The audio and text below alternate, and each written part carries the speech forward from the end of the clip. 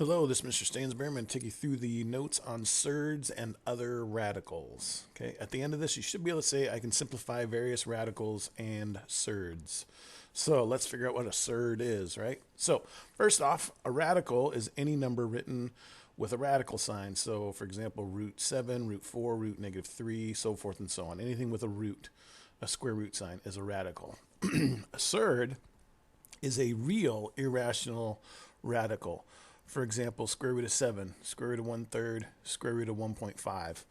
So some non-examples would be square root of 4, because the square root of 4 is actually 2, so that's not actually a surd. Square root of -3 is an imaginary number, so that's not a surd either.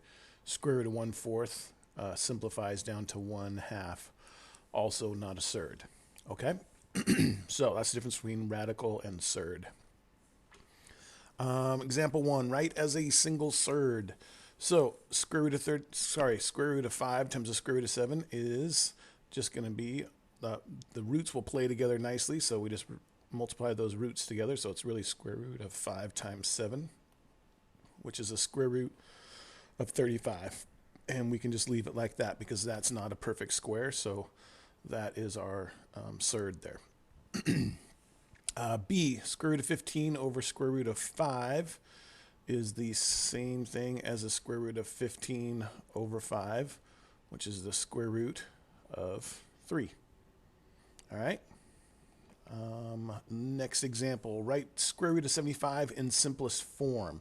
So square root of 75, what we can do is try to find a perfect square factor that's in 75. So really that's the same thing as 25 times 3 is 75, right? So that's really root 25 times root 3. Square root of 25 is 5, and we just have 5 root 3.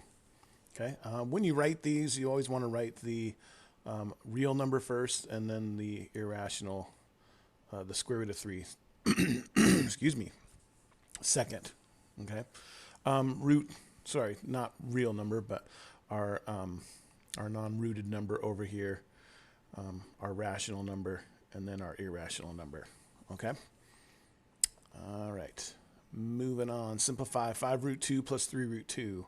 So since these have the same roots here, that's basically saying we have 5 root 2's, and we add 3 more root 2's. How many root 2's do you have? You have 8 root 2's.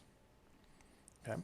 If you have 3 root 7 minus a root 7, that's minus 1 root 7, right? So 3 minus 1 gives us 2 root 7's. All right. Moving on here. Example 4. Simplify 3 root 8 plus 2 root 72. So again, we want to try to simplify this root 8 as much as we can. So that is going to break down into 4 and 2. Right? So that's 3 times 4, root 4 times root 2. Square root of 4 is 2. So this is going to simplify to 6 root 2. Hopefully this will also have some kind of factor of root of 2. 72 is 36 times 2. So that's really 2 times root 36 times root 2. And the square root of 36 is 6. All right, so 2 times 6 is 12 root 2, and we are adding these together. 6 root 2 and 12 root 2 is 18 root 2. Okay? All right, let's take a little short comedy break here. Tarts box, they have directions on there. Can there be a simpler food item than Pop-Tarts? Like if the directions weren't on there, would somebody, what the? How do I get that goodness in me?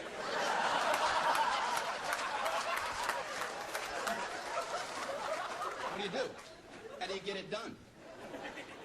You read, man. That's what you do. They have 2 sets of directions. In case you don't understand one set, you abandon that whole track and get on something a little easier for yourself. They have a set of toaster directions, which, believe it or not, is more than one step. How could there possibly be more than one step? I can only think of one. Step 1, toast the Pop-Tarts. Go ahead, toast them. Hey, are you still reading this? Okay, let's take a look at a couple more examples here. Example 5, expand and simplify. So we have root 7 times the quantity 2 minus 3 root 7. So we're going to, just like you would with any other set of parentheses, we're going to distribute through. So root 7 times 2 is 2 root 7. Again, always the rational number first, then the irrational second. Okay, and then root 7 times negative 3 root 7 is going to be negative 3. Again, the roots and the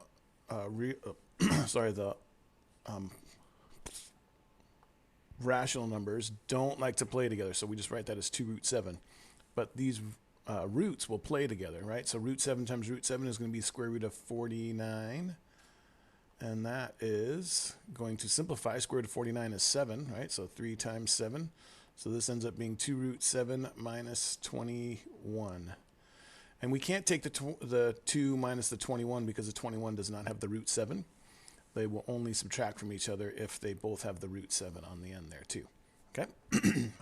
B here, we got quantity 6 minus root 2 times the quantity 3 plus 5 root 2. So this is just going to be a little FOIL problem here. Or honestly, I like to do the little stack technique instead. So I'm going to take this here, this 6 minus root 2, and put it underneath this other one. Or you can take this one and move it under there. It doesn't matter. And then now I'm just going to start multiplying just like I would a little 2-digit by 2-digit problem. So negative root 2 times 5 root 2. So 5 times negative 1 is negative 5. Root 2 times root 2 is root 4. Negative root 2 times 3 is negative 3 root 2, because the negative times the 3 is negative 3, and then you just have the root 2. Normally we put a little 0 in there to hold the place, right? 6 times 5 root 2. This is going to end up actually working out nice for us. 6 times 5 is 30. And then we have a root 2, so 30 root 2. And then 6 times 3 is 18. Now we just add up the common roots. So let's see, this negative 5 root 4 is just negative 5 root 4, which we can simplify here in a second. Negative 3 root 2 and 30 root 2 is 27 root 2. And then that gives us 18, right? Now, 5 root 4 is the same thing as 5 times 2. So that's really minus 10, right? So we have 18 plus 27 root 2 minus 10. So 18 minus 10 is 8 plus 27 root 2. Right? You could have written the 27 root 2 plus 8 also. Doesn't matter which order they go in. Okay? One last set of examples here. We have 3 minus root 5 squared. And then we have this over here. So let's take a look at this one first. So this is really 3 minus root 5 times 3 minus root 5, right? So you can FOIL that out if you want, or I'm just going to stack one on top of the other to make my life hopefully a little easier. Negative times a negative is a positive 1. Root 5 times root 5 is root 25. Negative root 5 times 3, so that's really negative 1. Negative 1 times 3 is 3. And we have a root 5 left over. All right? And then let's do this. 3 times negative 1 is negative 3, and we have another root 5. So I'm going to put that root 5 underneath this other root 5. So that is negative 3 root 5. Right? Let's see. And, oh, sorry, this is negative 1 times 3. This one is also a negative 3 root 5 from this original one. And then we have 3 times 3 is 9. And now we just add. So square root of 25, hopefully we can look at that and say, hey, that's just 5. Negative 3 root 5 and negative 3 root 5 is negative 6 root 5s. And then we have a 9 here. So 9 plus 5 is 14 minus 6 root 5 will be our final answer on that one. Okay. And then this last one. How about this? Let's FOIL this one just for those that really want to do FOIL. Okay.